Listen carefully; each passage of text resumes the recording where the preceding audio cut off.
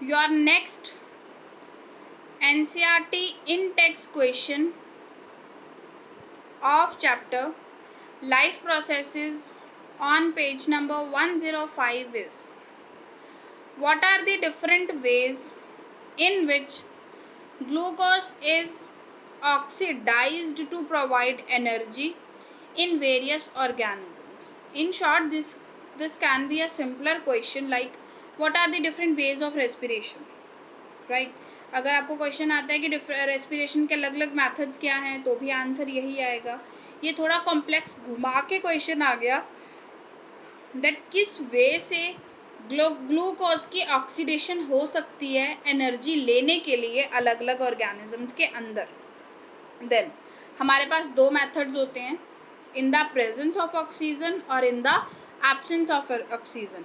अगर in the presence of oxygen होती है हम उसको बोलते हैं, उन ऑर्गेनिजम्स को बोलते हैं एरोबिक ऑर्गेनिज्म, जो in the presence of oxygen breathe करते हैं. जो in the absence of oxygen breathe करते हैं हम उनको एनएरोबिक ऑर्गेनिजम्स बोलते हैं. सो हमारे पास दो कैटेगरीज हैं ऑर्गेनिजम्स की on the basis of how they are respiring. Now the answer is, first of all, a bit introduction about glucose. Glucose is a 6 carbon molecule जो हमारे साइटोप्लाज्म के अंदर ब्रेक डाउन होता है. मतलब कि हमारे साइटोप्लाज्म के अंदर उसकी फर्स्ट ब्रेक डाउन होती है, क्योंकि एनर्जी जब भी हमें ग्लूकोज से मिलती है वो होती है ग्लूकोज को तोड़ के. ग्लूकोज को तोड़ के 3 मॉलिक्यूल कंपाउंड बना लेंगे, फिर उसको तोड़ेंगे, फिर तोड़ते रहेंगे, फिर एट लास्ट एनर्जी बन जाती है. ग्लूकोज 6 कार्बन मॉलिक्यूल है.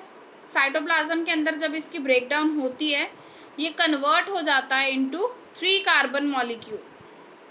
किसमें कन्वर्ट हो जाता है ये? 3 carbon molecule known as pyruvate. Further breakdown of pyruvate takes place in different manners in different organisms. यहाँ तक का जो स्टेप होता है ना ये एरोबिक एंड एनएरोबिक ऑर्गेनिजम्स के अंदर सेम होता है. Clear? So yields a 3 carbon molecule compounds called pyruvate is a common step in aerobes and anaerobes. So take a look. Glucose, a 6 carbon molecule breaking down into pyruvate, a 3 carbon molecule in cytoplasm.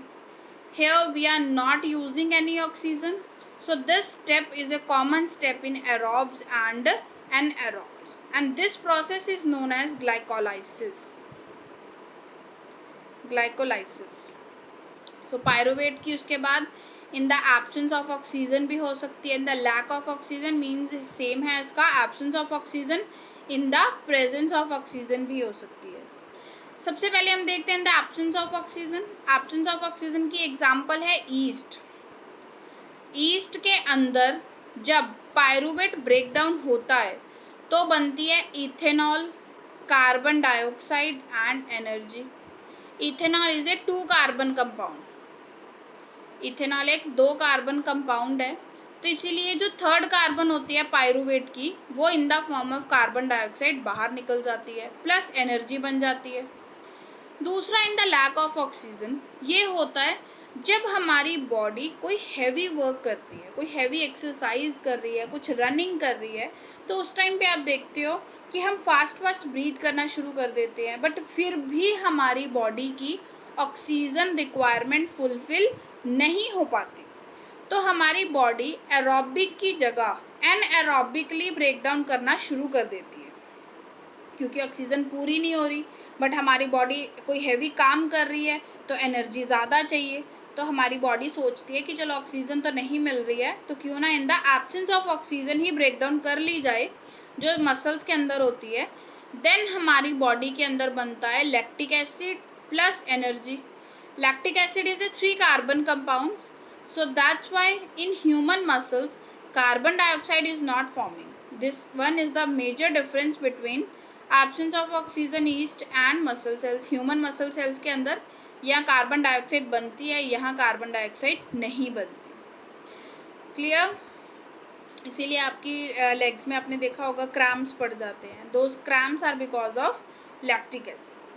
Presence of oxygen के case में जो mitochondria के अंदर होता है, carbon dioxide, water plus energy बनती है। Clear? सो यहाँ पर ये इनकी रिटर्न एक्सप्लेनेशन दी हुई है, नथिंग एल्स।